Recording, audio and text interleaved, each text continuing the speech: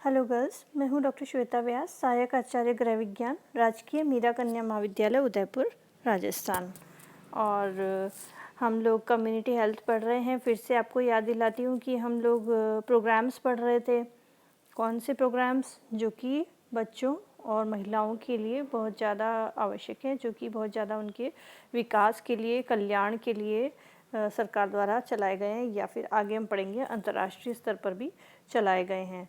तो ये बहुत ही काम के सारे प्रोग्राम हैं जिनके बारे में आपको जानकारी होनी चाहिए, ताकि आप लोगों को भी आगे जागरूक कर सकें। और कम्युनिटी वर्कर के तौर पे अगर अब देखा जाए तो सारे प्रोग्राम्स के बारे में जानकारी होना बहुत ही ज़्यादा आवश्यक है। तो इसी कड़ी में हम अब पढ़ रहे हैं मिड डे मील स्कीम, यानी कि मध्याह्न भोजन योजना। तो इसके बारे में आप ये चित्र में देख सकते हैं, जैसे आपने स्कूलों में शायद चित्र देखा भी होगा। और अगर आप में से कई सरकारी स्कूल से आए हैं तो आप लोग भी जानते होंगे कि ये गवर्नमेंट स्कूल जितने भी हैं उनमें तो कम से कम ये योजना चलाई ही जा रही है, और प्राइवेट स्कूल्स में भी चलाई जाने के लिए प्रोत्साहित किया जाता है। तो हम इसके बारे में जानेंगे कि क्या है ये योजना। ये स्कीम जो है सेंट्रल गवर्नमेंट द्वारा चलाई गई स्कीम है, जिसके तहत स्कूल में पढ़ रहे छोटी आयु के बच्चों को पोषक भोजन खाने के लिए दिया जाता है। काफ़ी समय से हमारे स्कूलों में चल रही, हमारे देश में चल रही है, और इस स्कीम को हर स्टेट के सरकारी स्कूलों में चलाया जाता है। इस स्कीम के तहत हर रोज़ करोड़ों बच्चों को स्कूल में भोजन कराया जाता है। तो स्कीम का नाम क्या है, थोड़ा सा शॉर्ट में अगर हम जान लेंगे तो आपको ये याद रहेगा कि ये इसके क्या पर्टिकुलर्स हैं। तो स्कीम का नाम, जैसे कि आप जान गए, मिड डे मील योजना या मध्याह्न भोजन योजना। और कब शुरू की गई थी? ये 1995 की शुरू की हुई है। और किसके द्वारा शुरू की गई है? ये केंद्र सरकार के द्वारा शुरू की गई है। और मंत्रालय मानव संसाधन विकास मंत्रालय, और मेनली बच्चों के लिए, जो स्कूल में बच्चे पढ़ते हैं उनके लिए। अभी तक आपने आईसीडीएस में देखा था कि 6 साल से कम उम्र के बच्चों के लिए वो स्कीम थी। 6 साल के बच्चे लगभग स्कूल में एंट्री लेते हैं।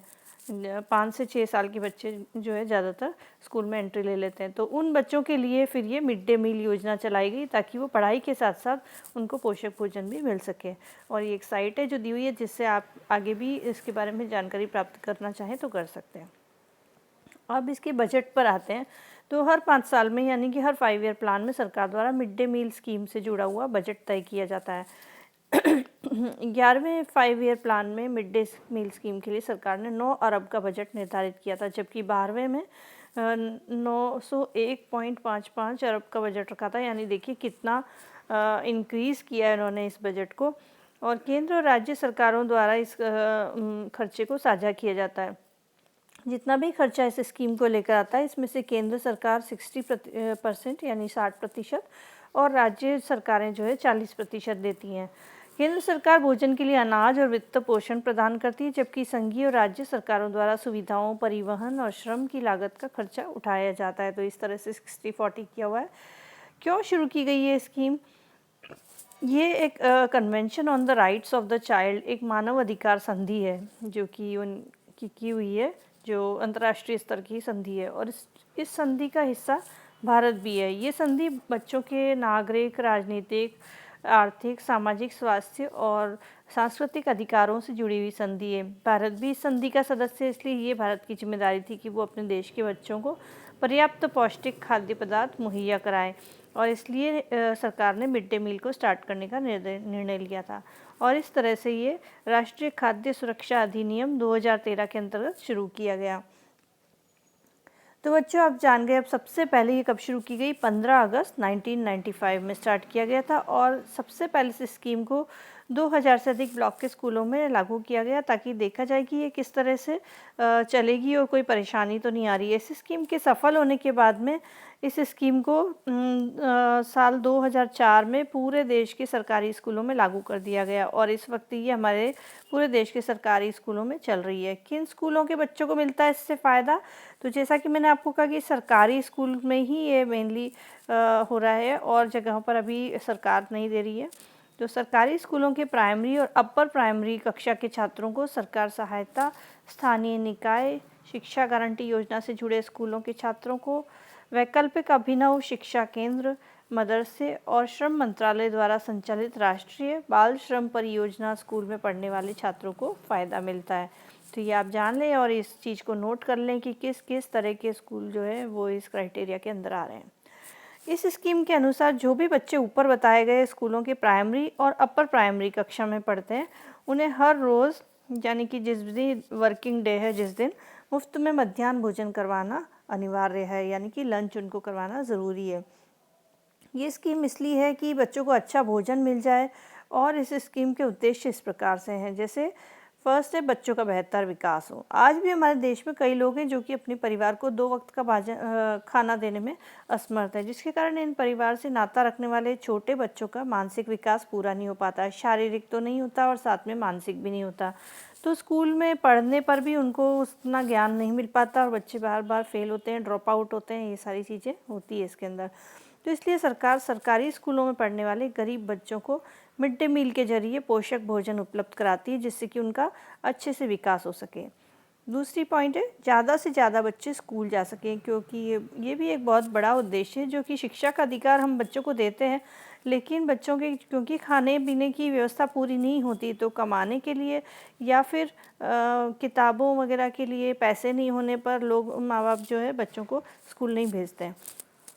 तो ये एक इंसेंटिव भी है जिसके ज़रिए बच्चों को खाना उपलब्ध कराया जाता है। तो ऐसा करने से कई गरीब परिवारों ने अपने बच्चों को स्कूल भेजना शुरू कर दिया है।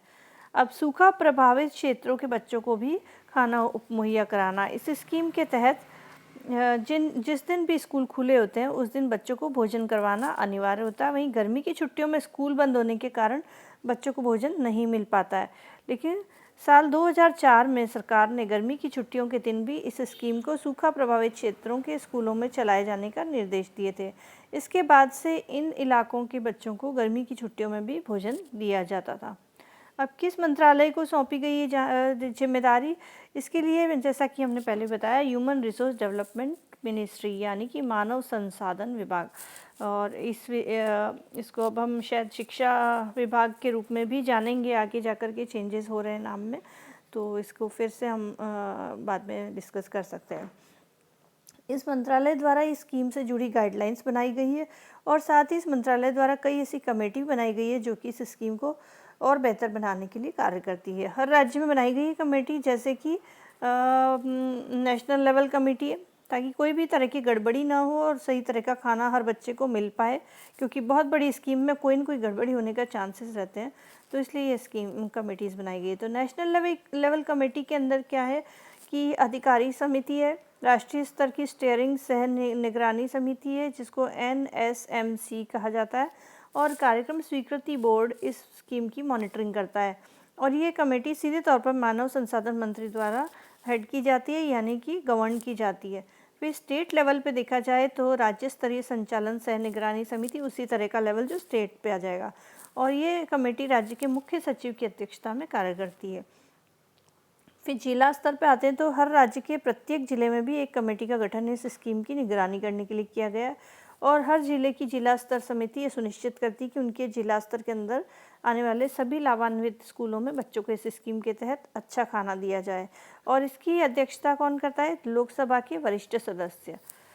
स्थानीय स्तर पर अगर देखा जाए, जबकि बिल्कुल स्कूल पे पहुंच जाते हैं तो स्थानीय स्तर पर गांव शिक्षा समितियां होती है, अभिभावक शिक्षक संघ होते हैं, स्कूल प्रबंधन समितियों के सदस्य होते हैं, ग्राम पंचायत ग्राम सभा के लोग नियमित रूप से ये सब इस समिति के कार्यों को देखते हैं। फिर है संयुक्त समीक्षा मिशन या JRM, जॉइंट मॉनिटरिंग जिससे होती है। ऊपर बताई गई कमेटियों के अलावा संयुक्त समीक्षा मिशन भी इस स्कीम को और बेहतर बनाने के लिए कार्य करता है। इसके अंदर केंद्र द्वारा गठित किए गए सदस्य जो होते हैं वो शैक्षणिक और पोषण विशेषज्ञ होते हैं, जो समय समय पर स्कूलों में जाकर इस स्कीम की समीक्षा करते हैं और उसके बाद इस अपनी रिपोर्ट को राज्य के साथ साझा करते हैं, जिस राज्य के स्कूल के खाने की इन्होंने समीक्षा की होती है।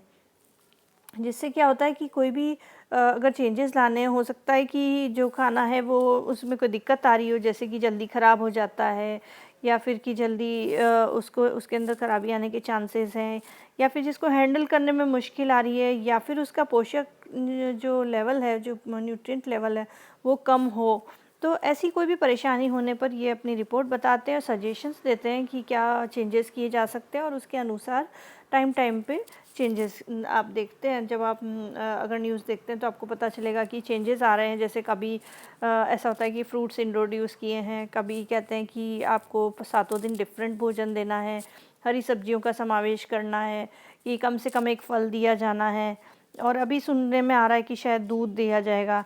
तो इस तरह से चेंजेस किए जाते हैं जिससे कि ये जो खाना है ये न्यूट्रिशनली एडिक्वेट हो और जो उसकी फैसिलिटीज़ भी प्रॉपर हो। तो इस तरह से आप देख सकते हैं मिड डे मील स्कीम में आप अच्छी तरह समझ गए होंगे। लेकिन इसमें एक पॉइंट बाकी रह गया है, जैसे जो कि है गाइडलाइंस का। तो इसको किस तरह से किया जाए, हम ये तो जान गए कि ये होना चाहिए, लेकिन ये किस तरह से किया जाए इसके बारे में हम नेक्स्ट लेक्चर में पढ़ेंगे। तो अभी के लिए आप इसके नोट्स बनाएं और इसको समझ लें, और फिर कोई क्वेरी होती है तो आप इसके बारे में कल पूछ सकते हैं बस। Okay, thank you.